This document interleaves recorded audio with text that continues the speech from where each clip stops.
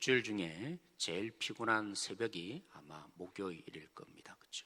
5일 동안 이렇게 마음을 먹고 특별 새벽기도 이렇게 나오셨는데 제일 고비가 제가 볼 때는 목요일이 아닌가 생각합니다. 네, 내일도 마지막 하루 남았습니다. 우리 함께 주님의 제일 중요한 것이 사실은 내일 하이라이트 요나서의 메시지가 던져지는데 오늘 요나서 3장 1절에 10절 말씀을 통해서 우리는 세상에 파송된 선교사다라는 이 말씀을 함께 나누길 원합니다.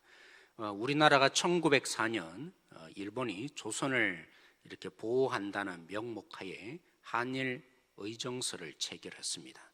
그래서 그 이후에 일본은 마음 놓고 이 한반도 조선의 모든 땅을 이용했습니다.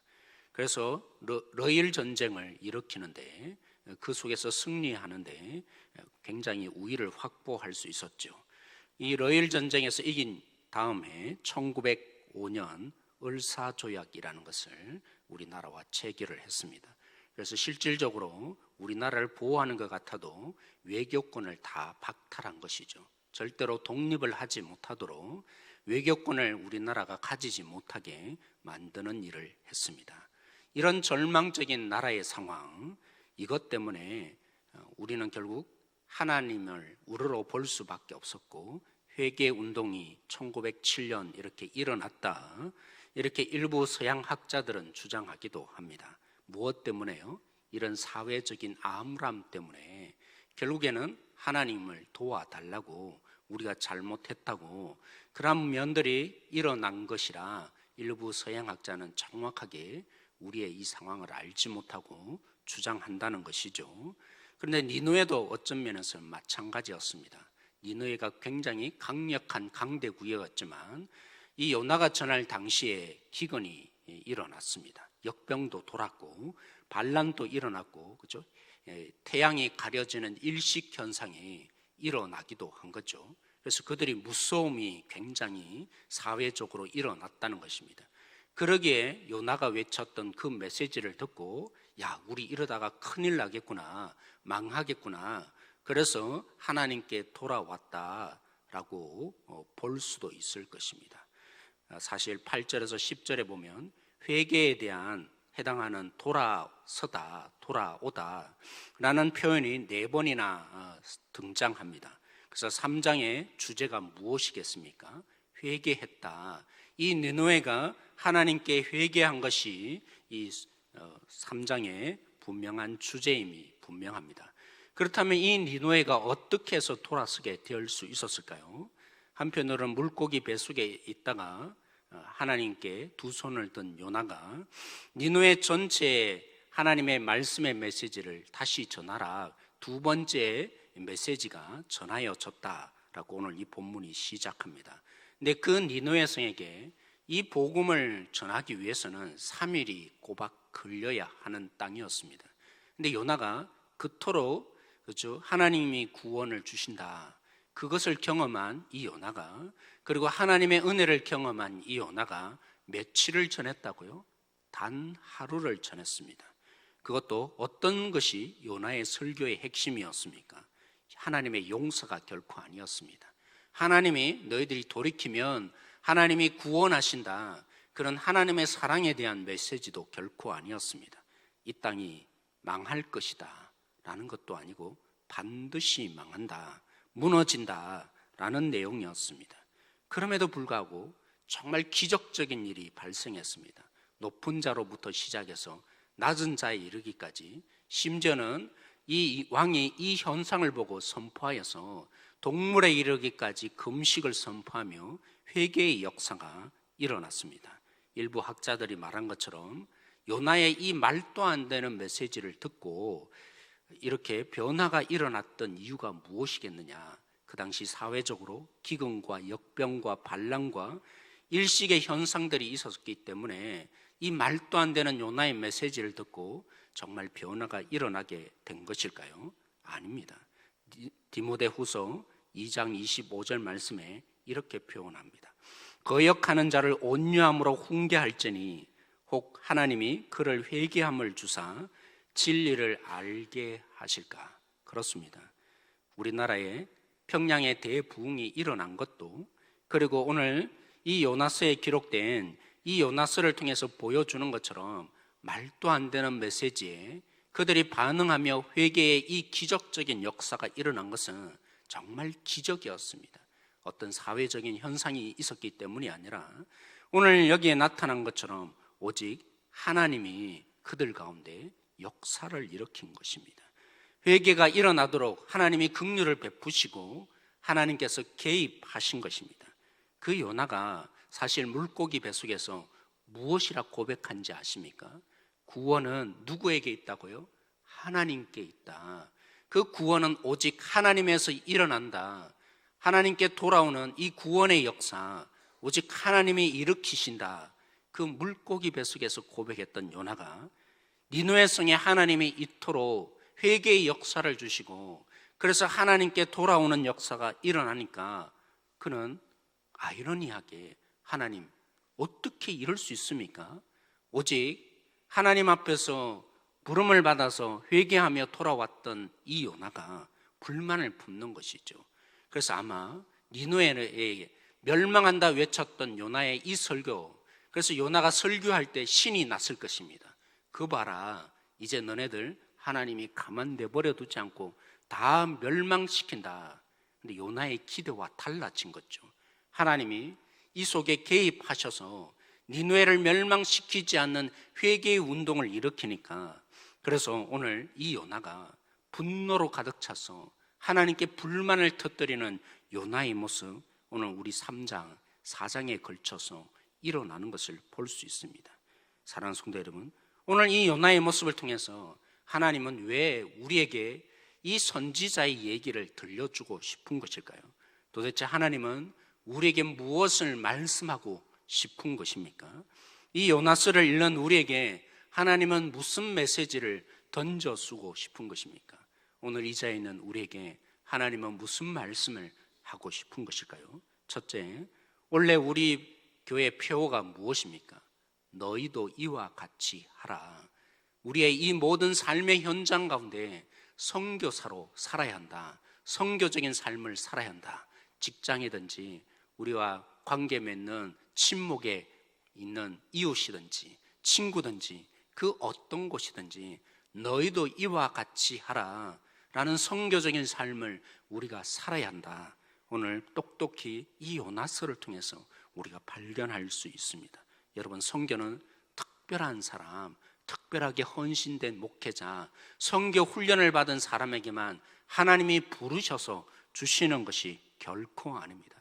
하나님이 하나님의 형상으로 인간을 만드시고 복 주시며 하신 말씀이 무엇입니까? 너희가 땅을 정복하라. 온 땅에 충만하라. 이 온 땅을 다스리는 자가 되라. 하나님이 다스리셔야 하지만 하나님의 형상을 주신 인간에게, 사람에게 하나님이 복을 주시며 하나님을 대리하는 자가 되라고 말씀하셨습니다. 물론 죄로 말미암아 이 땅을 다스리지 못하는 자가 되었죠. 그런 이 땅 가운데 예수님이 오셔서 우리의 죄를 용서하셨을 뿐만이 아니라 그 예수님이 부활 승천하셔서 올라가시면서 하신 말씀, 우리가 흔히 대명령이라고 하죠. 대사명이라고 하죠. 마태복음 28장 마지막 말씀에 제자들에게 주신 메시지가 무엇이었습니까? 세상 끝날 때까지 너희와 함께 하리라 하신 그 예수님이 성령을 통해서 우리와 함께 하시며 주신 메시지가 무엇입니까? 땅끝까지 너희가 제자 삼으라고. 그렇습니다. 이제 우리는 어떻게 땅을 정복합니까? 땅을 다스리는 자가 됩니까? 그래서 성령을 받은 사도행전에 예수님이 어떤 약속으로 부활하시며 승천하시면서 말씀해 주셨습니까?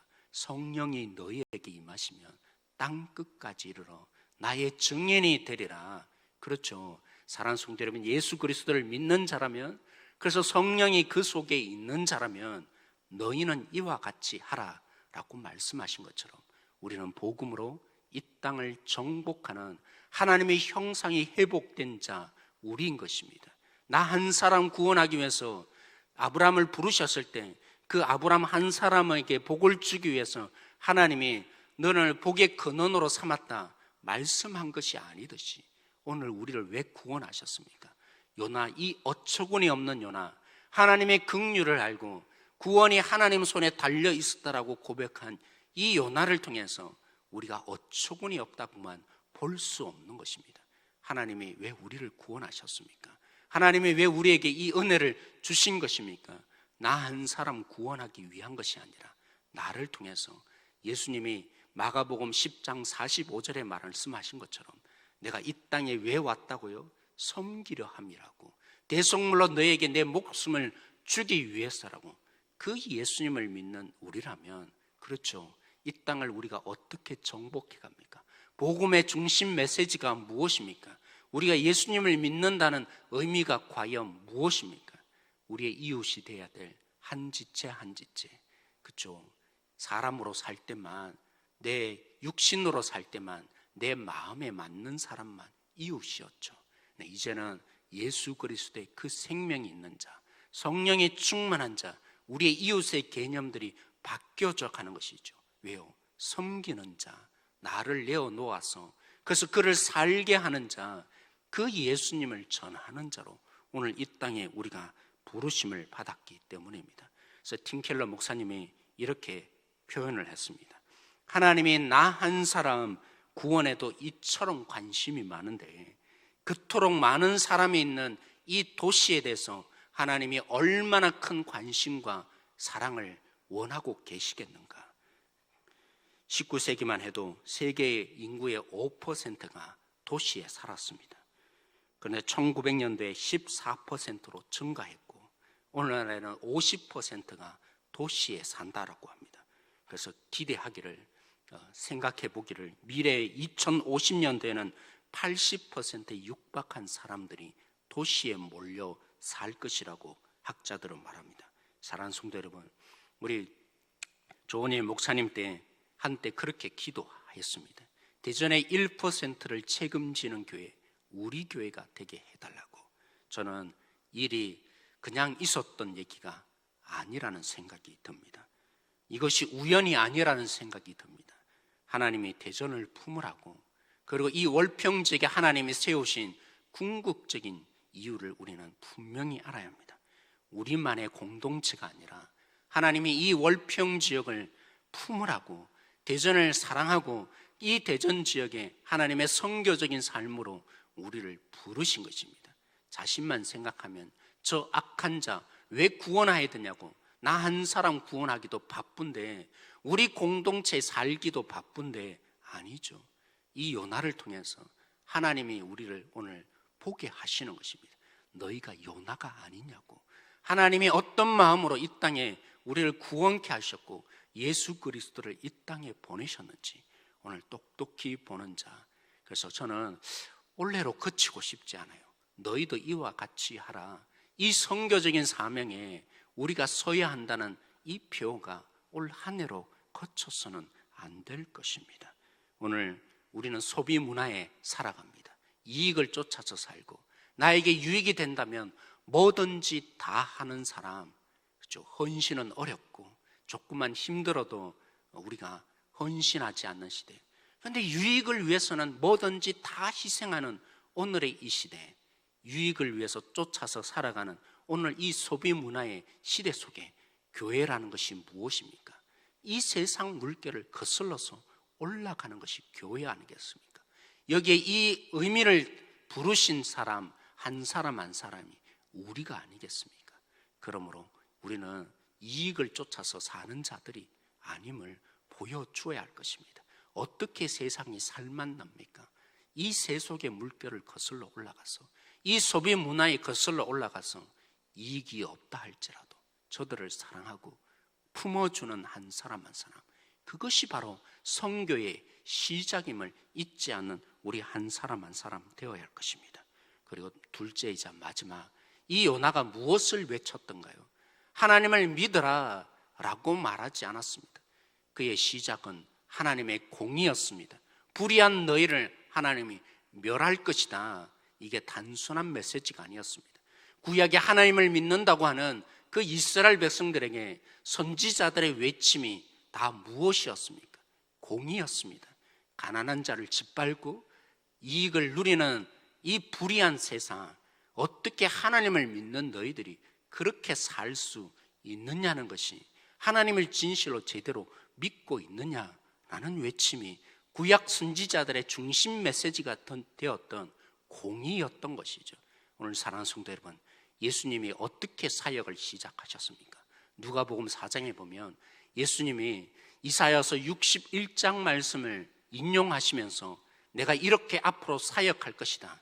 가난한 자에게 복음을 주고 연약한 자를 놓아주고 옥에 갇힌 자를 풀어주며 그리고 불의를 당하는 자에게 기쁜 소식을 전하기 위해서, 병든 자를 고치기 위해서 예수님이 이 땅에 오셨다. 마찬가지의 공의가 그 속에 담겨져 있었던 것이죠. 오늘 우리도 마찬가지입니다. 하나님을 진실로 믿고 있다면 우리는 연약한 자, 오늘 우리가 못 보는 척 넘어갈 수 없는 것이죠. 우리와 관련된 사람, 오늘 우리에게 이익을 주는 사람을 위해서는 우대하고 이웃이 되어주고 특혜를 부여하는 것은 불의한 것입니다. 직원을 착취하고 임금을 박하게 주는 이 불의함을 회개해야 하는 것입니다. 우리의 가진 모든 것이 우리의 것이 아니고 하나님의 주신 것이기에, 하나님이 맡겨주신 것이기에 나누어 주기에 인색한 것은 불의한 것입니다. 없는 자에게 흘려보내라고 하나님이 복을 주신 줄 깨달으셔야 합니다. 오늘 너희를 이와 같이 하라. 하나님이 어떤 사람은 부유한 자로 부르셨습니다. 어떠한 사람은 있는 자로 부르셨습니다. 왜 그 복을 주셨을까요? 아브라함에게 왜 복을 주셨다고요? 아브라함을 통해서 너로 인해서 하나님의 복을 흘려보내는 복의 통로로 내가 너를 삼았다. 그렇죠? 하나님께서 오늘 우리에게 복의 통로로 부르셨습니다. 우리의 것으로 너희가 복 받으라가 아니라, 이게 기복적인 신앙인 거죠. 나 한 사람 살자, 나 한 사람 잘 되자가 아니라, 오늘 또 하나님이 우리를 부르시며 은혜를 주시고 복을 주시며 없는 것 가지게 한 이 모든 것, 불의할 수 없는 것이죠. 내 것이 결코 아님을 오늘 우리 교회가 흘려보내는 자 되어지는 한 사람 한 사람. 그래서 고민하면서 가장 작은 것을 시작한 것이죠. 반찬 봉사하자 시작한 것이죠. 우리 청년들 어려운데 우리가 어떻게 하면 조금 도와줄 수 있을까? 장학금 제도를 시행하는 작은 걸음을 하게 된 것이죠. 그렇습니다. 사랑하는 성도 여러분, 우리만 사는 자가 아니라 흘려보낼 때 하나님의 진정한 생명, 그들만 맛보는 것이 아니라 사실은 우리가 알게 될 것입니다. 거저 주신 하나님의 은혜, 우리가 알게 될 것입니다. 오늘도 이 마음으로 함께 이 시간 기도하십시다. 우리 함께 이 시간 같이 기도하기를 원합니다.